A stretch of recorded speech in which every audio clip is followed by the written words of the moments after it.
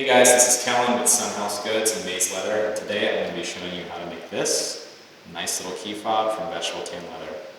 Without further ado, let's get into it. We're going to start with the tools and materials that you're going to need for this project. First, you're going to need some good vegetable tan leather, a key ring, and the digital pattern that's available for purchase. Next, to mark the pattern onto the leather, we're going to use a scratch awl, and to cut that pattern out, choose a reliable cutting tool, something that you're comfortable with. I prefer the Japanese scribing knife. This was made by Tetsuya Okada in Japan. Highly recommend these knives.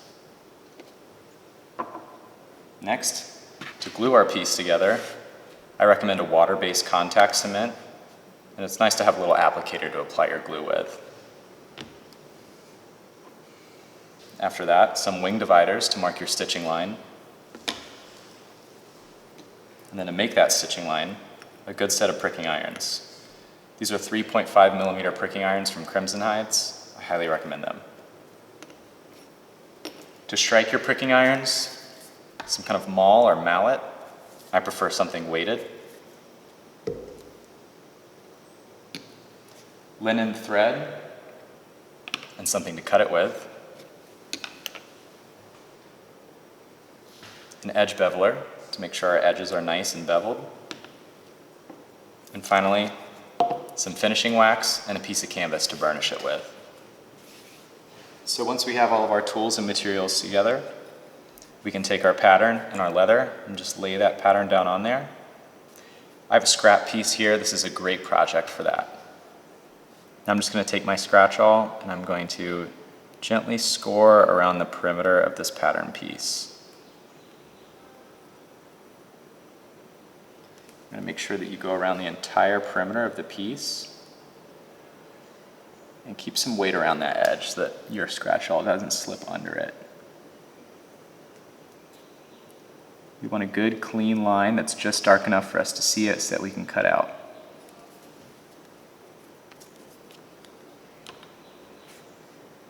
So that's how mine looks. Next, we're just going to take our scribing knife or whatever other cutting tool that you may be using, and we're just going to cut along that line.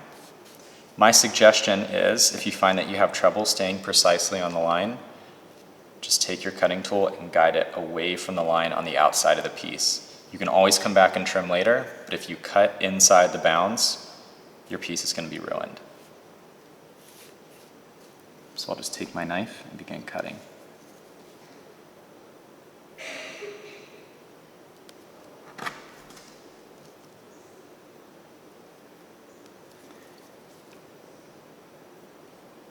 Going around the interior part here where it wraps through the key ring can be a little bit tricky. So just take it slow and steady.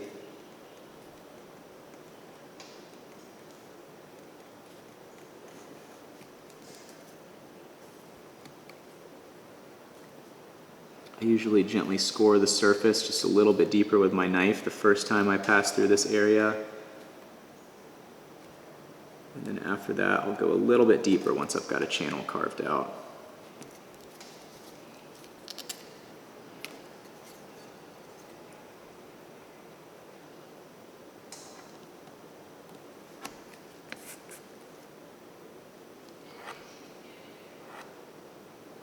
Going around the curve here, I'm using a technique that I like to call tangent cutting. It's kind of like your high school geometry class when you would plot straight lines around a curve. So we can just take the straight blade of our scribing knife, and slowly rotating this piece. We can just continuously make straight cuts around that curved edge. And afterwards, if you feel like that edge is just a little bit bumpy and not quite as smooth and round as you want it to be, you can hit it with a low grit sandpaper very gently, and it'll take those bumps right out.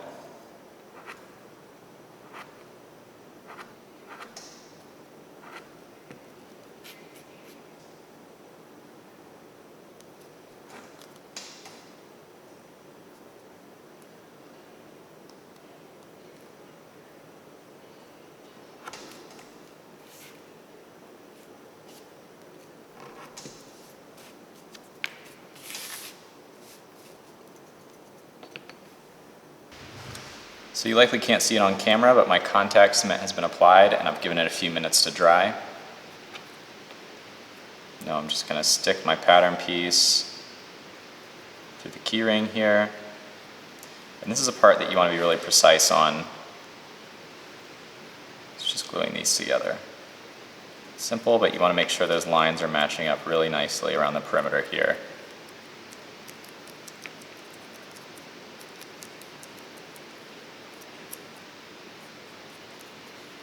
Once that's together, I've taken my wing divider and set the distance to 3 millimeters here. So I'm just going to trace my stitch line around this edge.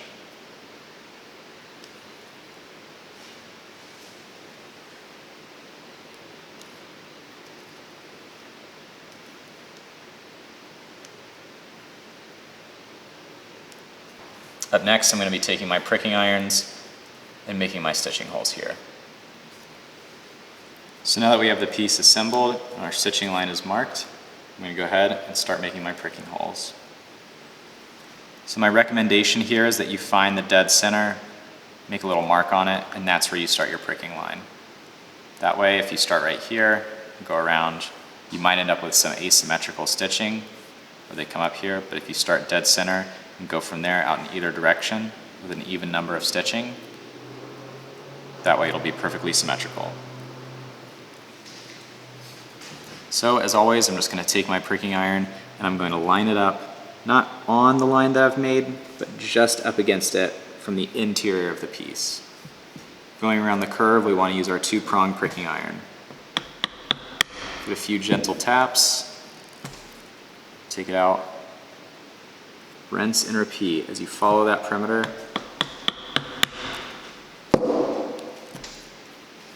Just going up as high as you want to go with your stitching line.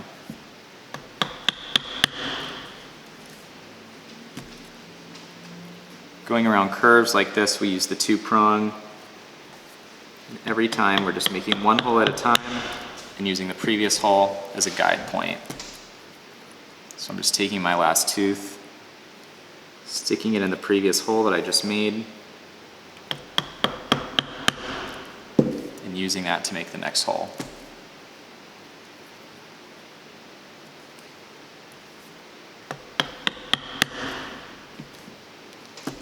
Once I'm fully around the corner though, I'll go ahead and take my big 9-tooth pricking iron and get that straight line done in one go.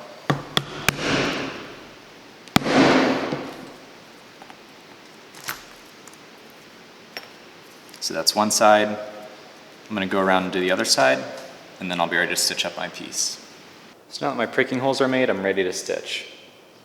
If you're watching this, you probably know that saddle stitching takes 2 hands, so we need something to hold our work. Here I'm using a Dream Factory stitching clam. However, if you don't have a stitching clam, 2 books held between your knees while sitting down will do the trick until you get one. Now we're going to start in the 3rd hole here so that we can make 2 back stitches. And on the other side, we'll have 1 back stitch and an exit stitch. We'll cross that bridge when we come to it. But for now, I'm just going to put my needle through that 3rd hole. And if you need a refresher on saddle stitching, taking my left hand needle, sticking that through the next hole. Right now I'm stitching away from me to make my back stitches. And then I'm just going to cross that needle under, seat the thread in the bottom of the hole, put the other needle through, and then on the back side here, I'm taking my thread and wrapping it over that needle. You just want to pull tight until you feel it lock.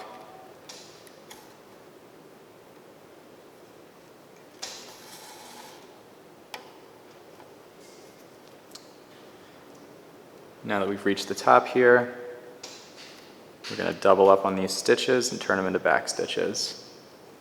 So I'm just doing the exact same thing, but I'm bringing it back towards me.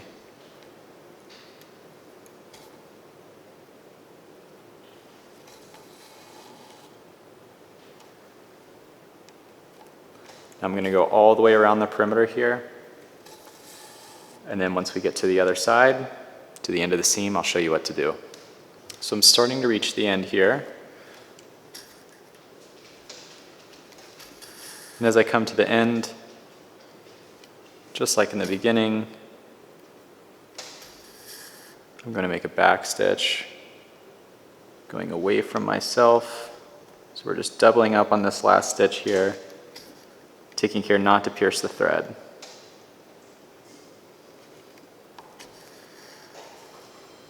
Once that back stitch is locked in, I'm going to go ahead and loosen my stitching clamp.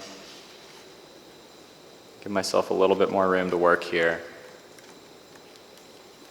And we'll make our exit stitch. The way that I do this is first I'm going to take my needle and work to separate these layers on the edge here just a little bit to make my job just a bit easier.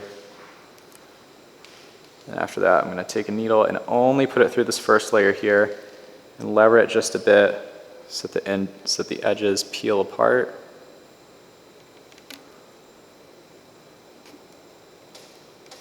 From there, I'm just going to exit out the side so that my thread comes out in between those edges. I'm going to do this on both sides. So here, now that my thread is exiting out in between the two layers of my leather, I'm going to take my thread cutters and cut this thread as short as I can get it. From there, I want to take an awl or a needle, anything that can fit in between those two layers. I'm going to put a little bit of glue on it. I'm just going to use that to tuck these thread ends back down in between these two layers. That little bit of glue will keep it secure and make sure that they don't come out. With the contact cement, since it needs a second to cure, I usually don't compress them back together until after a few minutes. So I'm just going to give it a second to cure, and then after that, I'll push them back together, and we can move on to the next step. So with that, we're all stitched up, looking nice and clean. I couldn't resist but put my maker's mark on it. So if you have a maker's mark, you can put that on there at any time after it's stitched together. If you don't, keep it clean. So next, we're just going to focus on finishing these edges, and that'll be our final step. So first I'm going to take my edge beveler, just follow the perimeter, making sure that I'm rounding off any sharp edges here to better enable me to get a nice, clean, burnished edge.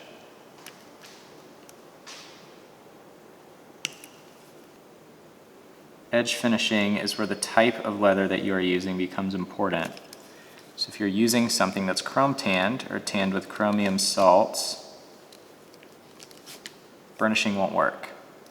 Instead, you're going to have to paint your edges. That's why here I always choose vegetable tan leather. One of many reasons, actually, because we can use a simple burnishing wax like this and get a nice, clean, polished edge without the use of any paint. So I have my burnishing wax ready. I've just put it on this little applicator. And I'm just going to follow the line around here. Anything that I haven't polished yet is going to get polished. So I'm just doing small dots with relatively even spacing. Now I'm going to take my burnishing wax with a light, fast touch. I'm doing this not to put pressure on it, because if I do that, my edges are going to start to peel apart, but instead, I'm just interested in generating heat from friction. That way we can be sure that the wax is melted enough to properly penetrate those dry edges of the leather. That'll keep them hydrated, and not only does it look nice, it feels nice, and it'll help our piece last longer. So I suggest when burnishing that you keep going until it starts to feel and sound a little bit tacky and sticky like this. That's how you know that you've fully burnished that edge. And voila. And just like that, we've got a nice, clean key fob here. I hope you enjoyed the tutorial, and be sure to check out the accompanying article and digital patterns published by Maze Leather. Thanks for watching.